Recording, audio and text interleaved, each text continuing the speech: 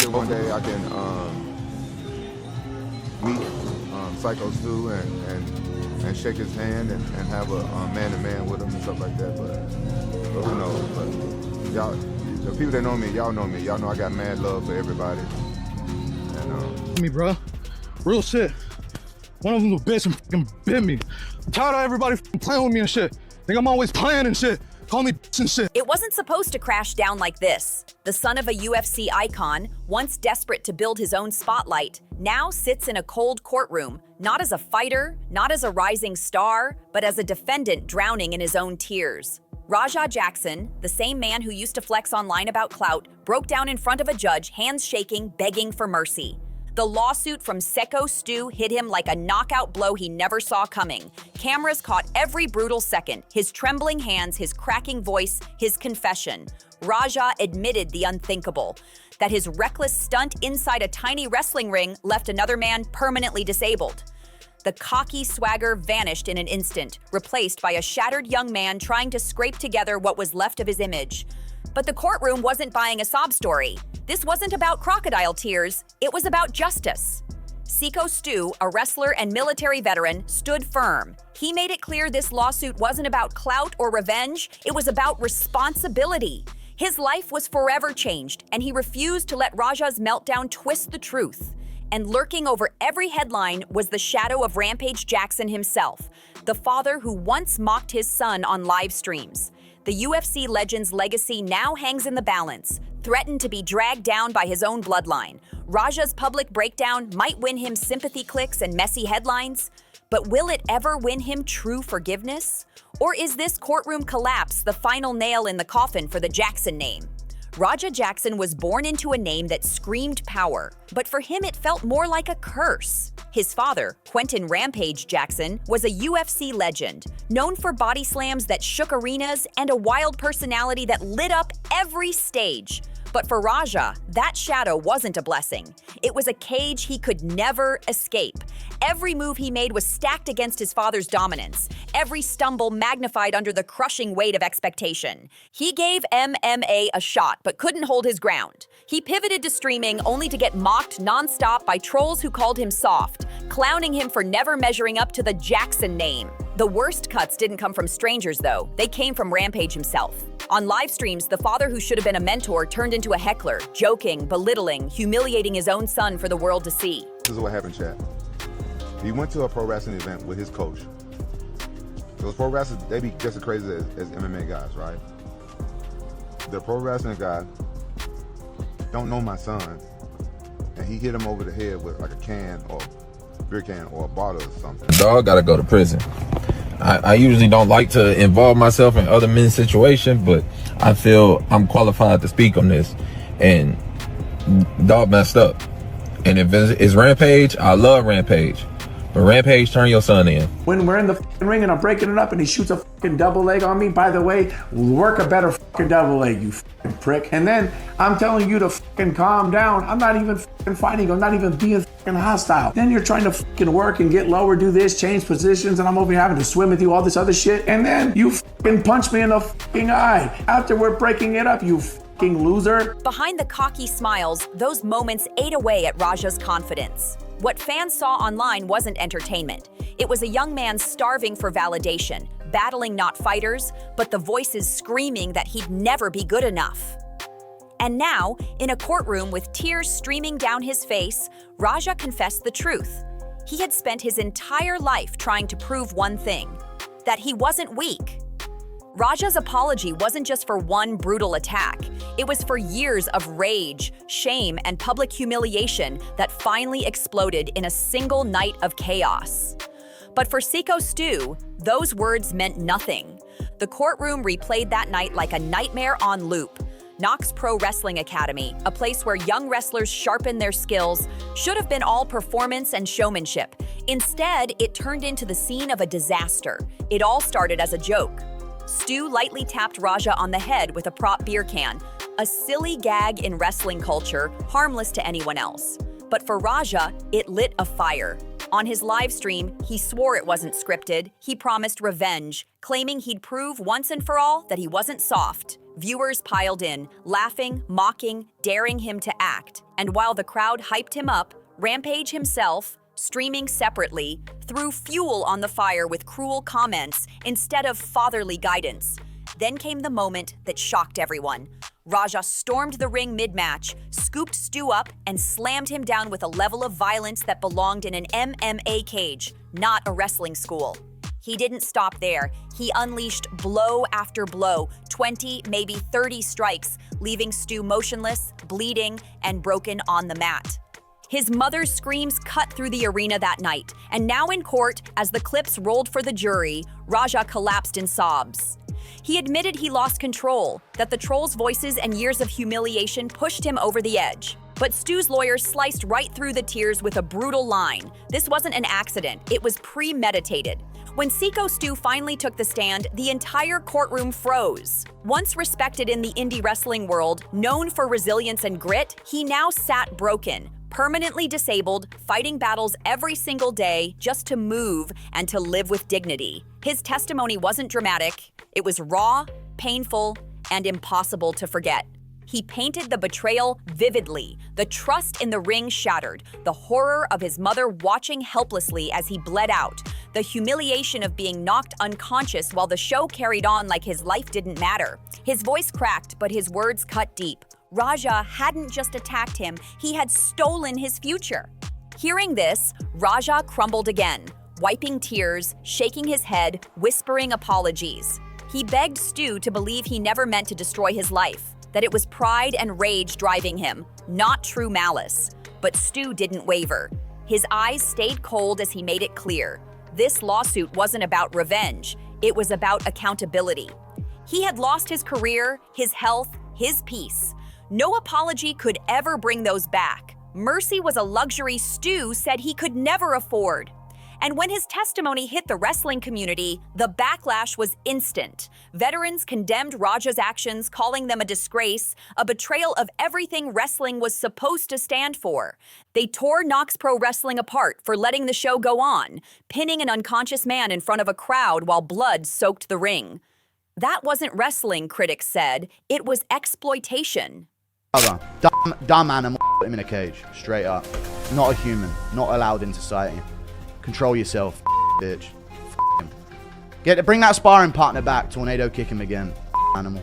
The best part about that is like he needs his rest and his space, and his family needs their rest and their space, and I don't want to be an extra person pushing in on time they could be spending with. From the MMA world, the backlash was just as savage. Fighters called Raja a disgrace, saying his outburst proved he never belonged in combat sports to begin with. Names like Kevin Lee and Sean Strickland even stepped in, throwing full support behind Stu's lawsuit and demanding the industry finally draw the line between staged entertainment and straight-up criminal assault. Fans weren't silent either. Hashtags like #JusticeForStu caught fire across Twitter and Instagram, turning Stu into more than just an indie wrestler. He became a symbol, someone standing tall for accountability in a business that too often blurs the line. Meanwhile, back in court, Raja broke down again. He claimed he never wanted to be hated, that all he ever wanted was to prove himself. But to the community, those tears looked like desperation, not redemption. Forgiveness wasn't in the cards. And then came the shadow everyone kept pointing to, Rampage Jackson. Fans dug up old clips showing the UFC legend mocking his own son, choking him on live streams, clowning him for his diet, even joking about bail money instead of college tuition. What once played off as tough love now looked like straight cruelty. And the internet was quick to say those years of humiliation might have fed the rage that exploded in the ring.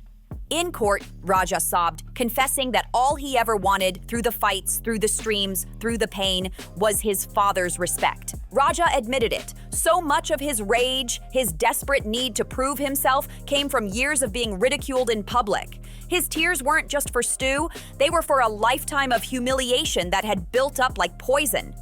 The jury shifted in their seats as these confessions painted a darker picture. This case wasn't just about one violent night, it was about a young man molded by neglect and the world's scorn.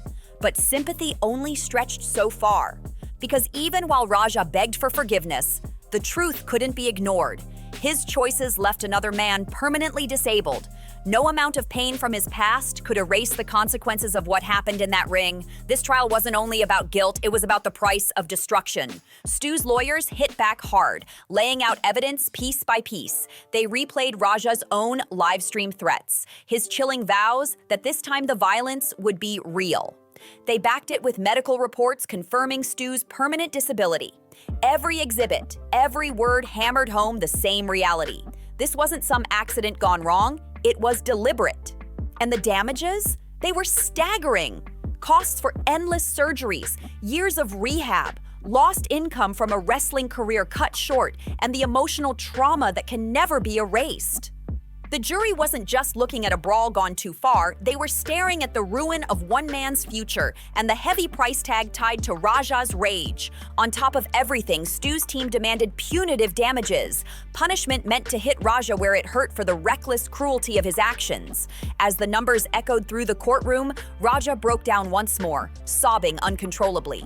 He cried out that he had nothing left, that prison had already stolen his freedom, and this lawsuit would now steal whatever future he had left. His voice cracked as he begged Stu not to destroy him further, swearing he had already learned his lesson. But Stu made it clear, this was never about the money. It was about justice. He reminded the jury that no amount of cash could restore his health or give him back the life he lost. Raja's pleas may have stirred pity, but they couldn't erase the truth. Someone had to pay for a lifetime of pain. While Raja begged, Stu lived with the slow grind of recovery. Multiple surgeries, endless rehab, and nights without sleep. Every day was a reminder of what was stolen from him, the career he loved, the strength he relied on, and the trust he once had in the ring. But even broken, Stu's resilience shined through. His fight wasn't just for himself, it was for every indie wrestler risking their body without protection. His tragedy became a rallying cry, turning him into a symbol of accountability and dignity in combat entertainment. Meanwhile, Raja's world collapsed in real time. His fighting career, gone, wrestling, blacklisted, streaming, tainted by shame, and the Jackson family name, once celebrated, now dragged through the mud, synonymous with disgrace. He sat there in court, stripped of pride, begging for mercy that almost no one was willing to give. The contrast between the two men couldn't have been sharper. One broken, but rising as a symbol, the other falling with nothing left to hold on to. One man stood broken but rebuilding, the other crumbled under the weight of his own mistakes. Stu's scars became symbols of survival, while Raja's tears stood as proof of his downfall. In that courtroom, the world quietly chose who they sided with. Even as lawyers battled and Raja wept, one haunting question hovered above it all. Where was Rampage Jackson in this mess? The UFC legend had always been celebrated for his toughness, his trash talk, his larger-than-life personality. But in the light of this trial, those same traits now looked less like strength and more like failures. Social media dug up clip after clip of Rampage mocking his son, ridiculing him in front of the world. Fans pointed to years of tough love, arguing that Rampage didn't build Raja up, he broke him down. In court, Raja himself admitted it through sobs that so much of his anger came from chasing the approval of a father who never gave it. His breakdown wasn't only about Stu, it was about a lifetime of feeling he'd never measure up. But sympathy had limits. The jury wasn't there to judge Rampage. They were there to hold Raja accountable. And while the internet debated how much blame the father's shadow carried, Stu's quiet presence reminded everyone of the brutal truth. It wasn't Rampage's insults that left him disabled. It was Raja's fists. The Jackson name, once drenched in respect and legacy, now risked being remembered for scandal and disgrace. Rampage may not have been on trial, but his shadow loomed so large it was impossible to ignore. As the trial crawled toward its end, Raja made one final, desperate play to salvage what little he had left. Standing before the judge, voice shaking, he begged for forgiveness. He said he was sorry, not just to Stu, but to his family, his father, and the fans who once believed in him. He admitted that his obsession with validation and his hot temper had destroyed everything he built. Tears poured down his face as he swore prison had humbled him, that this lawsuit had opened his eyes, that he was ready to change. His plea was raw, messy, and painfully human. Some in the courtroom shifted in their seats, caught between pity and anger, but Stu stayed unshaken. He didn't deny Raja's pain. He didn't even deny the sincerity in his apology. Yet his words cut with finality. No apology could give him back his career. No tears could undo the permanent damage to his body. Stu declared that forgiveness was between him and God, but justice belonged to the court. The silence that followed was suffocating. Raja's meltdown might have cracked hearts, but it couldn't rewrite the facts. His future was no longer in his hands. It now rested in the cold grip of the justice system. The trial of Rampage Jackson will be remembered not as some forgotten wrestling scandal, but as a chilling warning to combat sports and entertainment alike. One reckless moment can end a career, shatter lives, and turn a name once tied to legacy into a symbol of disgrace. This trial exposed the dangers of ego, humiliation, and clout chasing, how blurred lines in entertainment can twist performance into real-life tragedy. For Syko Stu, this was never about revenge. It was about accountability.